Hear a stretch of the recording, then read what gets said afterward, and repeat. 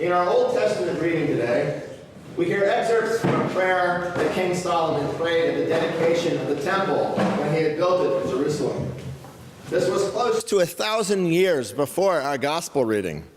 And Israel at that time was at the height of its power as a nation, even a local empire, as Solomon reaped and consolidated the benefits of all his father David's successful wars, and beautified his capital with many grand buildings, the grandest and most important of which was the house of God.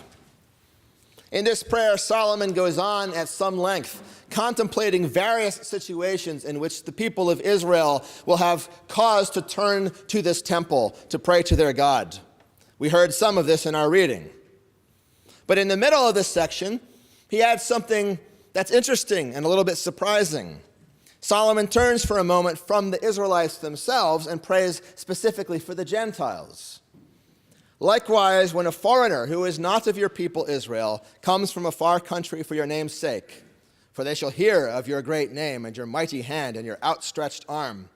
When he comes and prays toward this house, hear in heaven your dwelling place, and do according to all for which the foreigner calls to you, in order that all the peoples of the earth may know your name and fear you.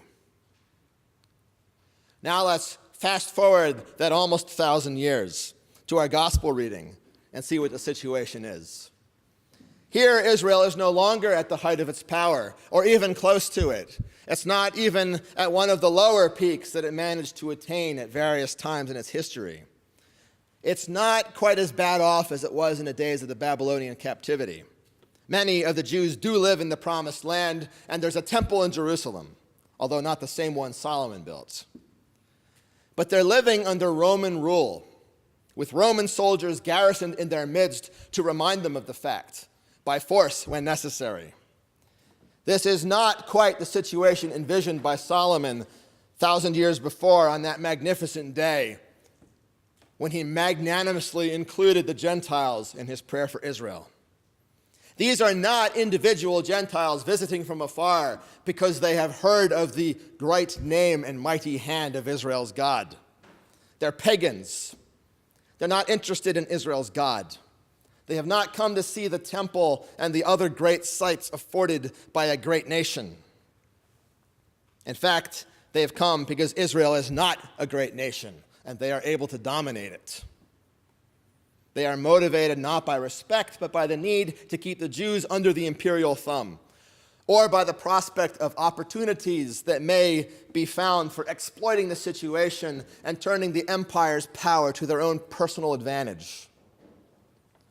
At least that describes most of them. But in our gospel reading, we hear of one Roman who is different. Even though he was a soldier, even though he was an important soldier, a centurion, meaning he had 100 men under his direct command. And even though he was a wealthy man, as we hear in our reading, most centurions would not have had the means to build anyone a synagogue, even if the idea had ever entered their heads. He wasn't just a Roman and a soldier. He was a successful and influential Roman soldier, and yet he had the attitude of the same humble and respectful kind of visitor that Solomon envisaged all those years before. No wonder the Jews liked this guy. If all the centurions in the occupying force had had this sort of attitude, the whole occupation would have been of a completely different kind. It would have been technically an occupation, but actually an incredible validation of the Jews' religion and culture. But of course, the other occupiers weren't like that at all. So this centurion was all the more amazing and all the more loved when compared with his peers. This is why the local Jewish elders were so willing to help him when he had a problem. He had a servant who was highly valued by him, and this servant had fallen ill to the point where he was about to die, and the centurion was distressed. Then he heard that Jesus had come to Capernaum and was not far away teaching and healing. So he began to figure out how he could get Jesus to heal his servant. The most obvious way might have been to order up a litter and send the guy bodily to Jesus. But probably he was afraid that the journey would be too much for him in his weakened state. Also, from what he had heard, Jesus seemed like the kind of doctor who might do house calls. So maybe he should go and just ask him. But then he thought better of that.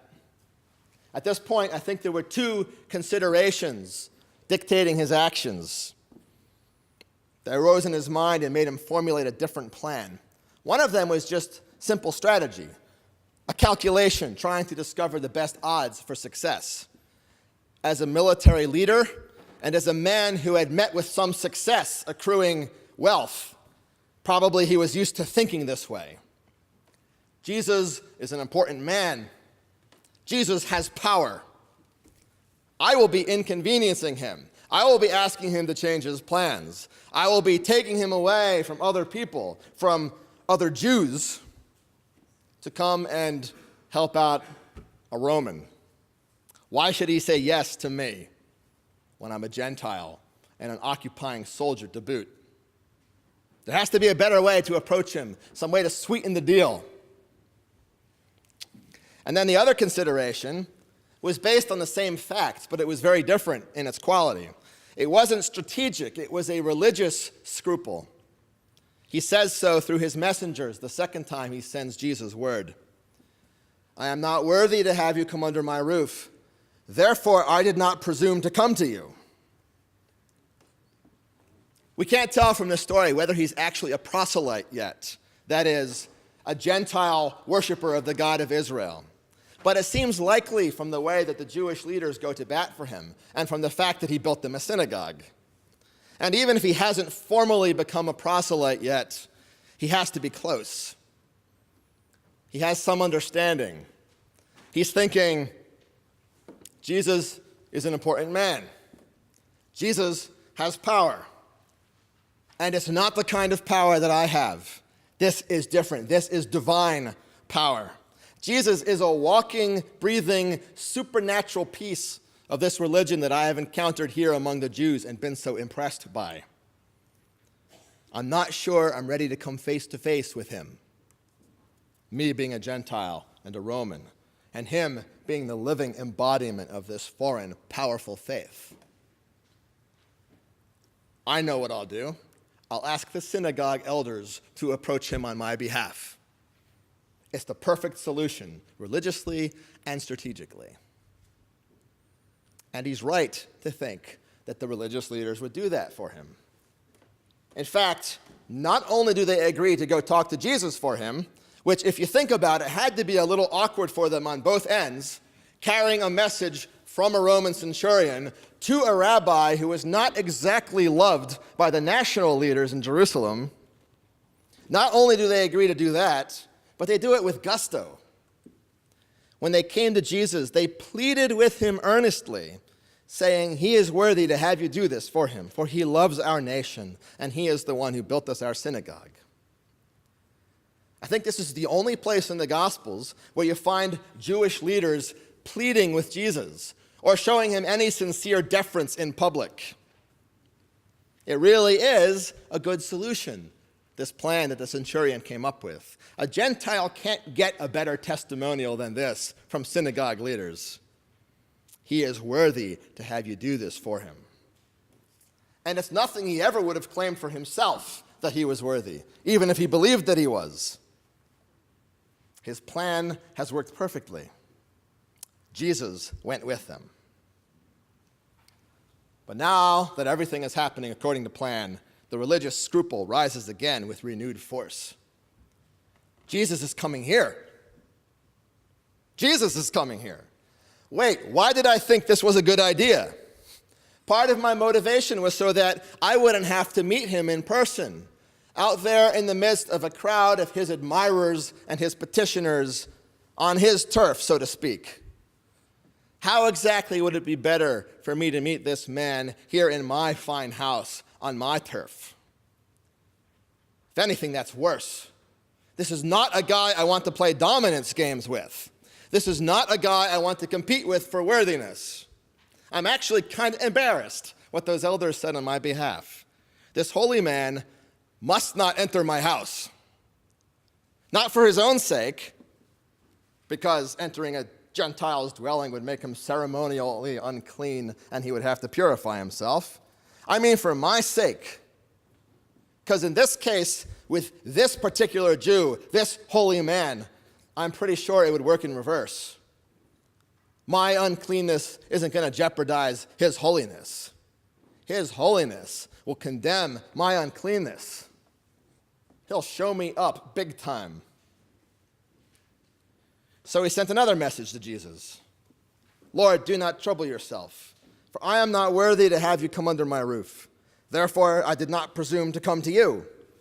But say the word, and let my servant be healed.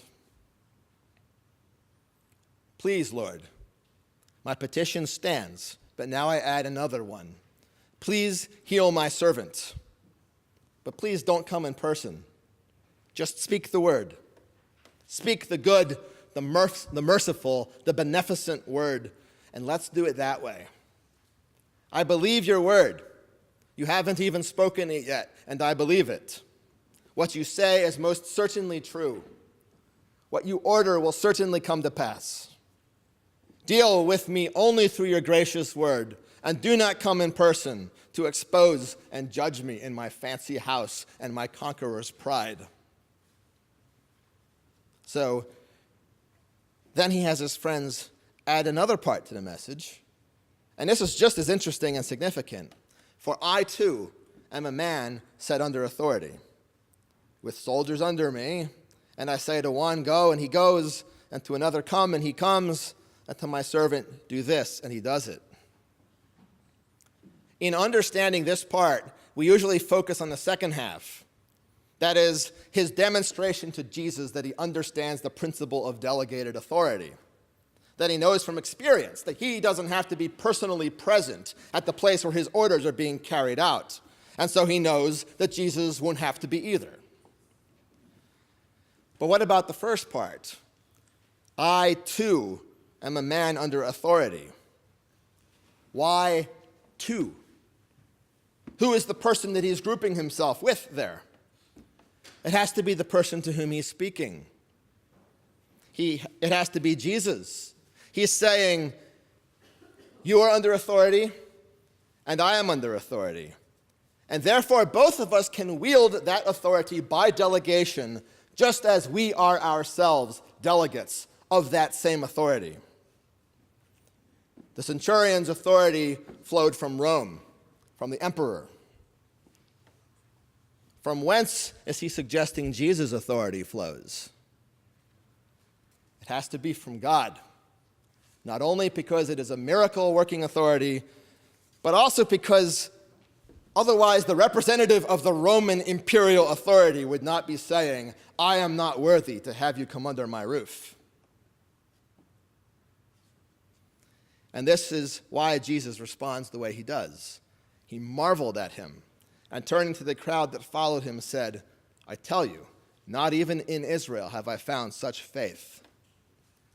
It's not only because the centurion's faith is so confident that he's satisfied with a word spoken from afar, instead of getting the healer right in his own living room to sort of force him to perform.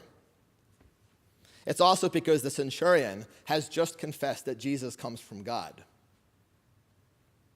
He doesn't understand the Trinity yet, about how Jesus is the natural Son of God, co-equal with the Father whose authority he executes. At least he doesn't understand it explicitly. But he understands enough to be awed and to worship from afar, both by denying the worthiness that his Jewish beneficiaries have so enthusiastically ascribed to him in the face of Jesus' much more excellent worthiness, and by pledging that he believes Jesus' word and grabbing onto it in faith. And as a result, Solomon's ancient prayer is here answered in a new way, as this foreigner comes and prays toward Jesus, toward the temple of his body, and his petition is granted, that he might know your name and fear you. And you know, Jesus offers even more to us than this centurion embraced with his exemplary faith. And I'm not just talking here about the difference between temporal healing and the resurrection from the dead, although if I were, that would be enough. What I mean is Jesus respected the centurion's plea. He didn't go to his house. He just spoke and performed the healing long range. That was enough on that day. But I think it's more than likely that the centurion continued to follow the career of Jesus, his death and his resurrection, and continued to believe in him, and became a member of the earliest church, and eventually came to a fuller understanding that if Jesus had come to his house, it could not have been for judgment, but rather with salvation. Because God did not send his Son into the world to condemn the world, but in order that the world might be saved through him. The first time the centurion partook of the Lord's Supper, he had to believe that. Because however unworthy you might feel to have Jesus come into your house, it's a whole new order of magnitude when he proposes to come into your mouth. We are all so unworthy of that. But you know, it's his idea, not yours. His invitation, not your petition. So as you prepare for communion today, I invite you to pray the centurion's words, or a slight variation on them. I am not worthy to have you come under my roof, but say the word, and I shall be healed.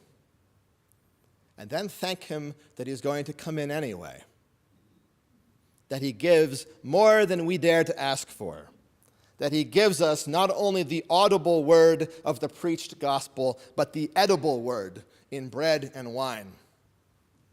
Today, he not only promises us justification and life, he lets us eat and drink them. In the name of Jesus, amen.